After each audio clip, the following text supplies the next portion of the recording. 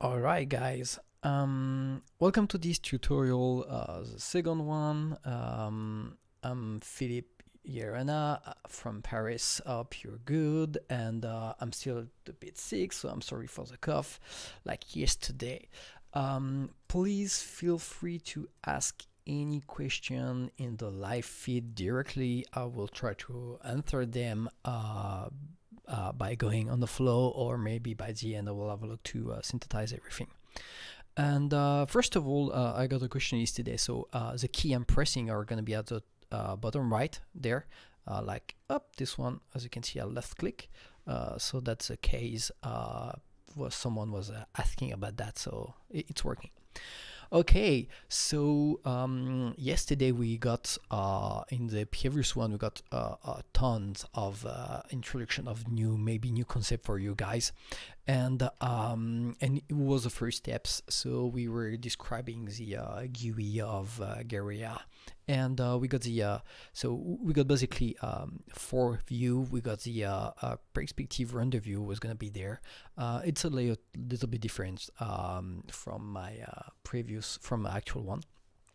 And there's gonna be one there's gonna be the render graph where we're gonna navigate into the nodes. And I'm just gonna change a little bit my setup of my chat. Okay, great.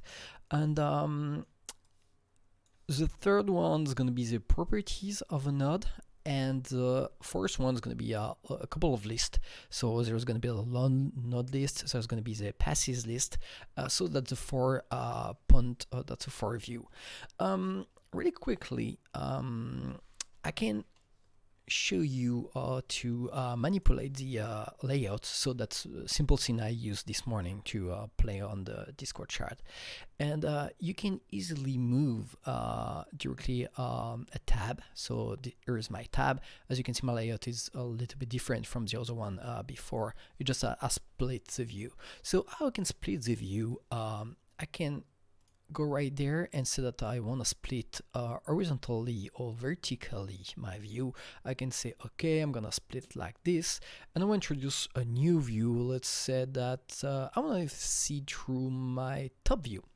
And that's how it can be super easy to play you guys with different view. Here's my perspective, here's my render view, here's gonna be my top view right there. As you can see, my lot of lights right there. So that's the basic UI in Guerilla. There is a little menu right there, and there is a basic operation that you wanna create a new tab or duplicate one or close one. Okay, let's dive into something more important. First of all, we're gonna have a look at, to be sure that we all know how to create a node. Create a node, it's Control plus Spacebar, and I know it sucks. It should have been tab, but that's a legacy because tab was used for other stuff.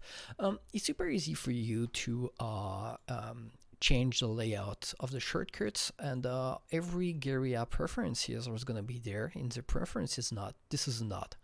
And you can have a look at the local settings, and you got a shortcut menu, so you can change this control space to a tab 1. That's super easy. Be sure that you map the tab usage to another key, because you will get some issues that is going to try to do two stuff at a time.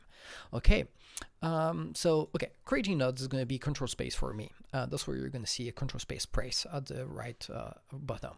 Okay, so we're gonna merge data and manipulate data in the render graph. I'm gonna have a look at this little robot right there, and I'm gonna create a new light. So this is a skylight. I wanna keep it simple for you guys.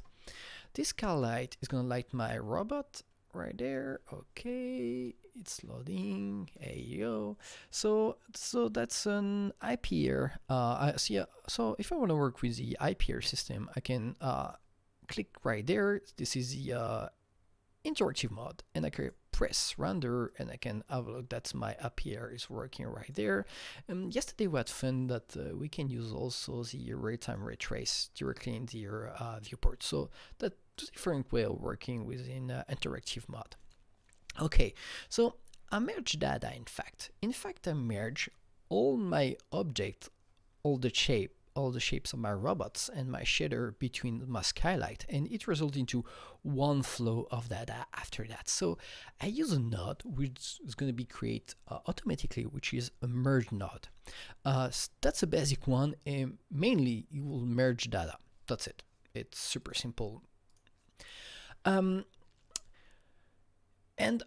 we're gonna be able to create other kind of bin up, like subtract, intersection, but I will dive into it after that. So basically, what is my render graph? This is close from my render graph that you can see, except right now I've got a merge node and skylight, but it's gonna be that simple.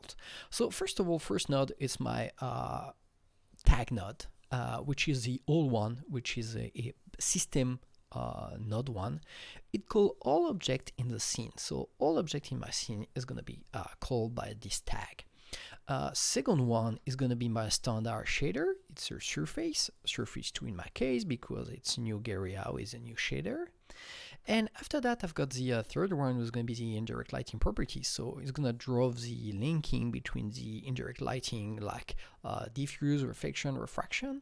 So that's going to be my direct lighting properties, or it's going to be in this shader. And not the last one, the buffer properties. So what I call a buffer is all the information I want to get into my render view need to go to this layer, but we will go further into that, into how to set up the AOVs and layers and render paths. And of course, to validate the flow of my node is going to be the output. So meaning that if a node is not connecting by any way to the output from a certain degree, it's not going to be into the flow. That's how you can know that it's in the flow or not. Okay, so that's my basic render graph. What's a render graph? Render graph is a small X raw flow right now for us. It's a nodal meta system, and as you can see, I use meta because, as you can see, we are coding live. We are creating code in live. That's it. And it can, when it's being evaluated, it can set properties and it can create object. That's the meta part, which is super interesting for us. So we're gonna have fun with this little object. Okay, I'm gonna set the properties. So how I can set the properties, and I'm gonna pick an object right there. I'm gonna drag and drop it. It creates a path node right there with an expression that we'll have a look later, and we're gonna create a shader in it, and let's say that this one is gonna be red. Okay, it turned red. Perfect. No surprise. That's the way I like it. So I just right now I call an object. I set a properties. So I'll turn the color of my. Okay, I need to call something. Perfect. So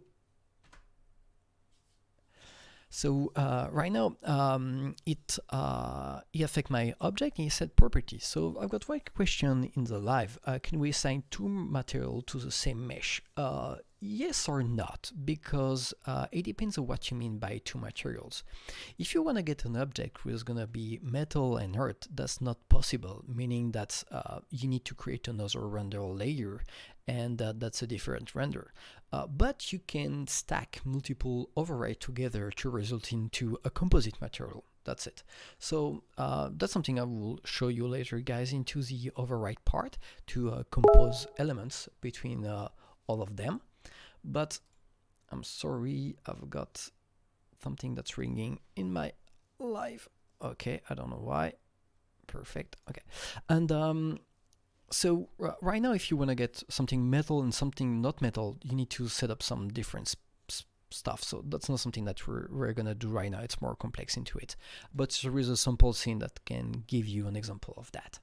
And okay, so basically that's how I set my properties of an object, and this object got properties changed from the basic stuff I've got right now. How I call this object, it's because I use a pass node right there, but I can call object differently from the pass node. So the first way that we can call an object into the render graph, it's gonna be the So there is two ways. There is a tag and the pass system. So the first one is going to be a tag. What is a tag? Tag is just a simple string into a user attribute that you can add on Guerilla or directly create into your Alembic or other objects, and they just need to use the Guerilla tags key into this user object. So really simply, I'm gonna into Guerilla pick an object like this one, and I'm gonna add a tag, which is gonna be robot tag. Okay, so right now I've got this tag, and I'm gonna call it. How I can call this tag? I'm gonna go there and ask for robot, and I'm searching for the tag. It's gonna say, oh guys, you got the tag, so it's called robot. So okay, that's my tag robot. I'm gonna connect to the flow, and I'm gonna create a shader which is gonna turn into metal. Okay, so this part is gonna be metallic. Perfect. Tag is a group, so if I want to go for something like picking this one and say, okay, you're gonna get robot also, so I'm adding the tag to the object.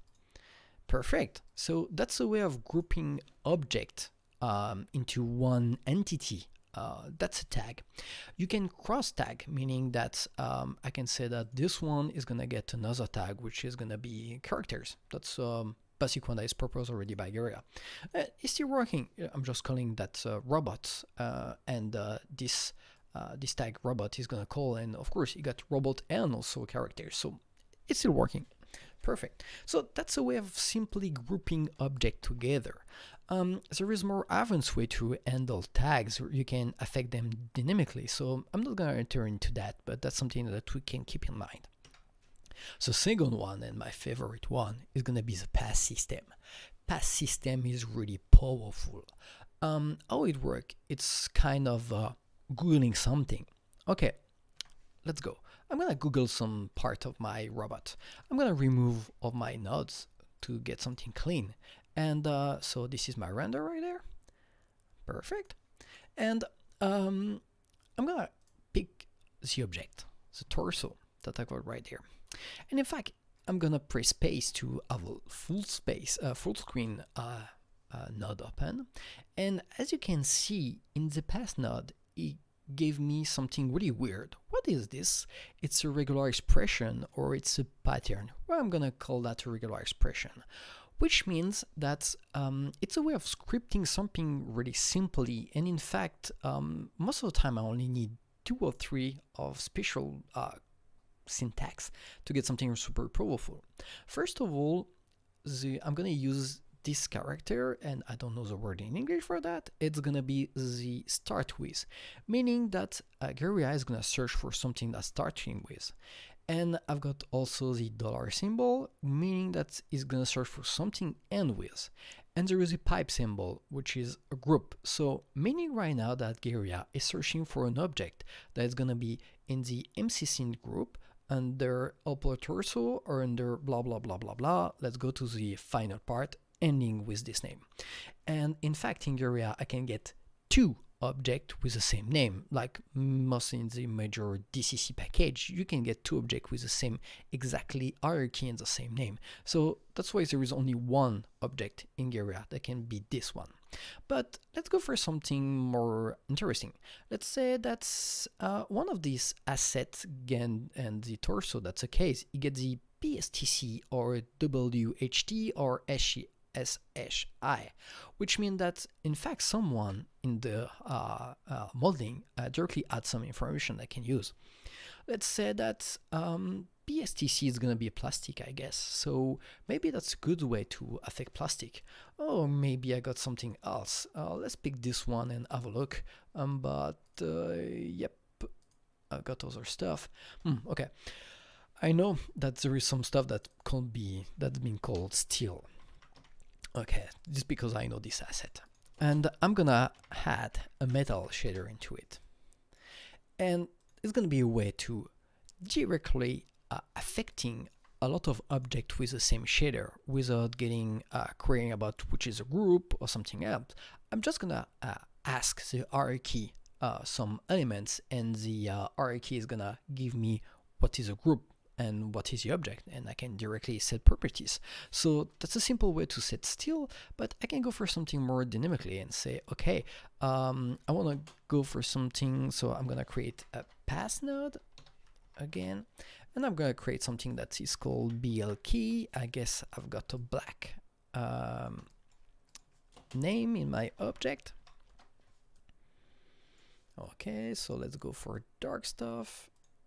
Beam, and I've got the dark part. So in fact, the guys who modeled the objects already gave some information into it, but I can use that for something super advanced like this, but I can do something more simpler, saying that in fact I just want to get all the arms. Okay, so let's have a look at this is the arms, and I'm gonna pick the arm and say, okay, I pick the arms, I create surface shader and say that this one is gonna be blue.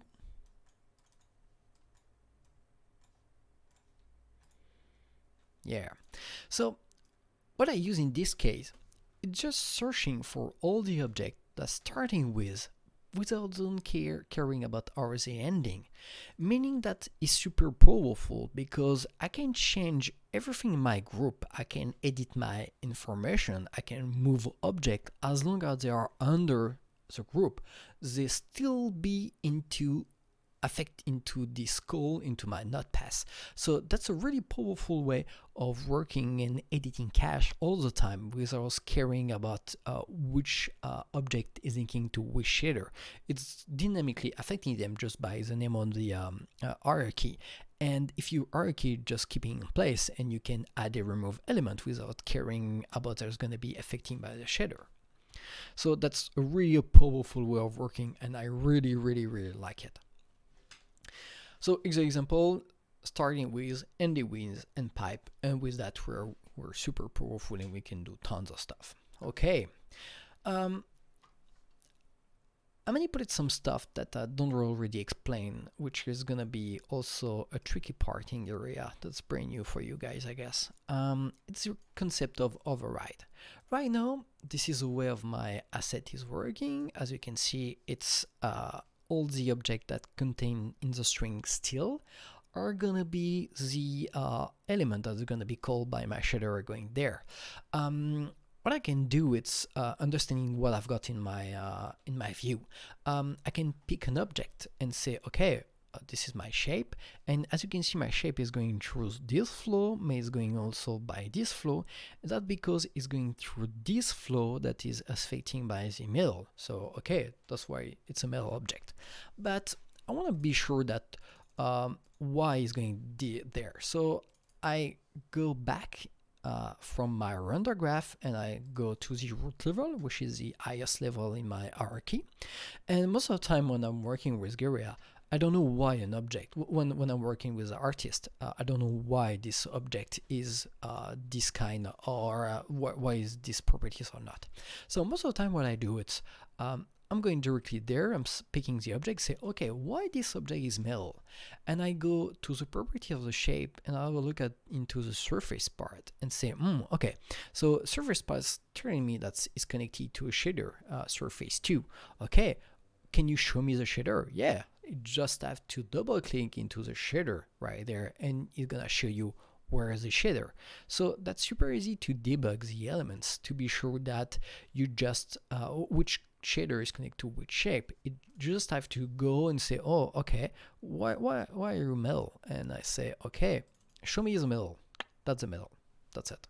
So that's super efficient to debugging the scene. So I'm gonna play with override. Maybe you notice, you guys, already that when I'm changing some properties from the basic elements, it tries to turn blue, and there is a little O like override, which is directly check. And thank you, Christoph. And so that's how I can pick that there is some override right there. So what is an override? It just said that my properties change from the default elements, and that's the powerful part of the override. It's just a stack of properties that you stack together, and the last one is gonna win. I'm gonna show you that. So okay, let's pick this element, this is a part of the knee. Okay, I'm gonna connect it to the flow, and I'm gonna create a surface shader, and I'm gonna override the value of the metal. Okay. Okay, let's zoom in. I'm gonna press F. I'm gonna make a render. Okay, so I'm gonna bypass my editing. Okay, that's my edit. I'm gonna reactivate it by pressing U 2 times, and that's it. So why this object is not metal? It should have been because it's been called by the steel, because it get overwrite right there. So let's have a look. I'm gonna select the object and say, okay, so this right there, and Guerilla is gonna give me the stack. So it's saying, okay, right now you got a shader. Okay, that's right. Gonna mixing is not gonna change anything. Okay. But here we go. We got a metal set to 0. Okay, interesting. Meaning what? Meaning that this is the last override I made. This override saying that this particular object is not gonna be metal.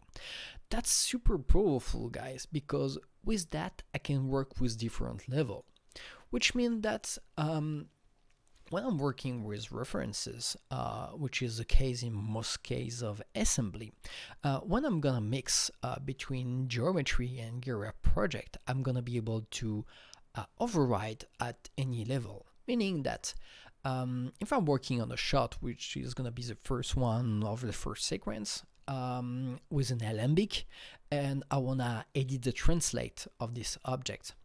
If I'm trying to edit the object, it's gonna be super easy to say, okay, this object cube is gonna be translate, and I'm gonna edit this transform and say, okay, you change from position A to position B, but what happens if my alembic is changing? Well, in fact, if my alembic is changing, I've got an error because the pcube1 doesn't exist anymore because I'm editing a reference. So it's not able to retargeting the reference, the edit of the reference. What I like in the override is just a stack over the object, and the object can change, it's just a stack over it. So I'm just saying that all the cube, I'm gonna translate them, and my alembic can change from a cube A, from B to C to anything, I don't care. It's just stacking over the right, and you get it or not. It's not gonna give me some error. It's just a stack over it. It work or it bypass. And what I can do is something like, in most of my case, when I'm working in look development, I like to get something super detailed. And in the look development level, when I'm creating my asset, I want to go for something super subdivide to get all the most detailed part of the displacement and all that stuff that's really interesting to get into your turntable. And but most of the time I subdivide too much. And when I'm seeing my object in my frame, it's sometimes too much subdivide because the sequence can be at the level of my sequence, the object can be super far from the camera. So that's why I'm gonna create an override and say, okay, in my sequence is gonna be a subdivide by 2, and maybe I can get another level of override because in my shot I can see that in a particular shot I got an object which is gonna be super far from the camera. So this object doesn't make any sense to be at subdivide by 3 or subdivide by 2. It's already too much. So I wanna save space, and I'm gonna override and say that this one is gonna be at a subdivision of 1. So that's how I can be powerful with override. I can stack them, and the last one is gonna win. I can also create some funny stuff, saying that I should have show you something else. In my case right now, everything is metal, but I can use something different from what I showed you before. I can connect it right there and say that I'm not gonna merge the data. I'm gonna create some operation, which is gonna be which one I'm gonna subtract. So I'm gonna say I've got a group of objects were being called steel, but I just want this one to be changed, and it does the same, not the same stuff, but it does the same result because I just remove the object from the steel group and it's still working. It's also super powerful because I can change my steel group all the time. I can add elements, remove elements from the steel. this one is still gonna be effective for my override and my editing of the object. So that's another way of working with entity of group and just manipulate binary operation between the object. Okay. Nice.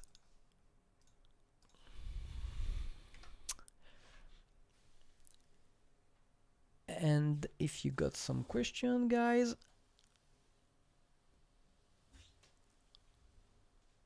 I'm gonna be happy to answer them right now.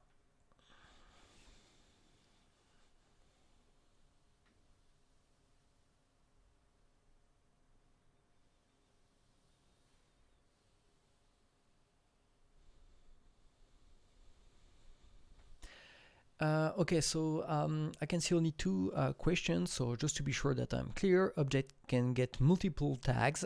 You can use them with intersection and subtraction like I showed you before. So a tag or price node will give you the same result, just a way of calling data into your render graph. And there is also a second question: can a shape can get two materials? As you can see, a shape can get two materials, but by a composite. So that's the case right now. But getting two different material, like saying that this one is glass and this one is metal, is not the case. So I'm gonna show you later into the shading system that we can affect maps to say that the result is gonna be metal and glass at some part. But if you got the exact same shape with different properties like glass or metal, is not going to be possible in one render because that's not the same invocation of the renderer. Okay, between paths and tags, I will say that that's just a way of workflow. My favorite one is path because it's based on the naming of the object, but it's a question of you work with your naming. If you are really confident into your naming workflow, paths will be the more efficient ones. If you are not really confident into your naming workflow and you prefer to use metadata, tags is going to be the most efficient. Most of the time in production, that was the case in minuscule, we use that a lot. We mix them, like tag was only for grouping a big pack of nodes, big pack of shapes, and we use paths to just affect some shading and some override into the elements.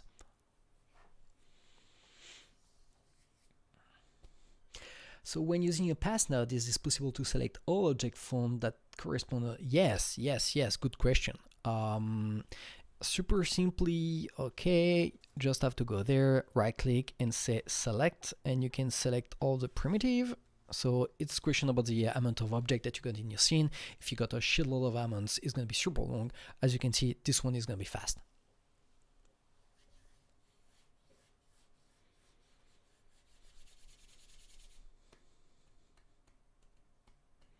Feel free to ask any question before I'm going to launch.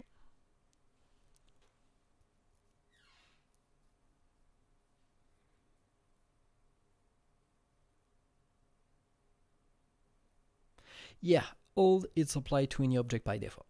Yes, true. Good question from Christoph. Yep.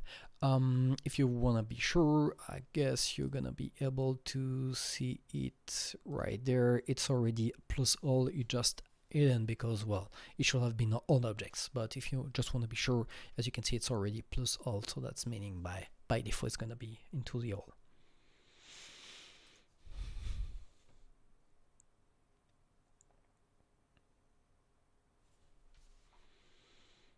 Okay, I'm gonna enter the chat into the view. It's gonna be easier for you guys to see why I'm answering what.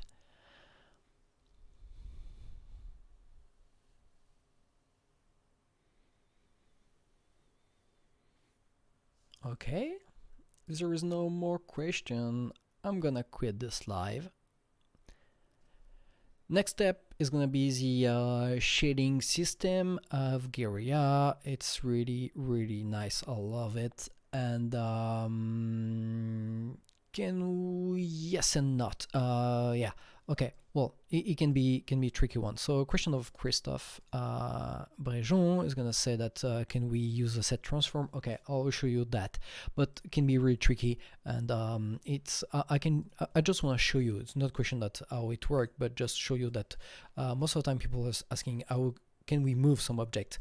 And more interestingly, can we move some object by an override, which is super interesting. I'm gonna show you that I can use a node which is called set transform right there, and okay, and I can move an object. Okay, so I don't want to show you this because it's question about the what the hierarchy and the references, and is this in my space or y space, and that's why when I'm moving left it's going right, because there is an invert of the space. So that's why it's going to be easier to get something like that, and it will make more sense. Okay, but I don't want to go too far into this part. That's it. Okay, tomorrow next live is gonna be the super use case of Jean-Michel, which is gonna be wonderful and really more beautiful and more complex than what I'm seeing right now. So keep it up, guys, and stay tuned. Bye.